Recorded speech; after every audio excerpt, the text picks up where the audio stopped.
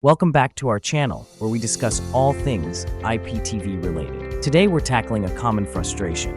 Why isn't your IPTV working? First, let's discuss some possible reasons for your IPTV service interruption. One of the most common issues is a weak or unstable internet connection. Make sure your modem and router are working properly and powered on. Another possibility could be server outages from your IPTV provider. It's always a good idea to check your provider's official website or social media. Don't forget to ensure that you have the latest firmware installed on your device. Next, try restarting your device, as it can often resolve temporary glitches. If the problem persists, check for any software updates for your IPTV application.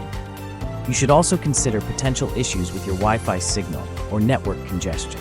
A good solution is to connect your device directly to the router using an Ethernet cable. If all else fails, contacting your IPTV provider's customer support could help immensely. You can also explore using alternatives like w2tv.store for a more reliable service. By now, you've learned some useful tips to troubleshoot your IPTV issues. Remember to stay tuned for our next video, where we'll discuss more tech tips.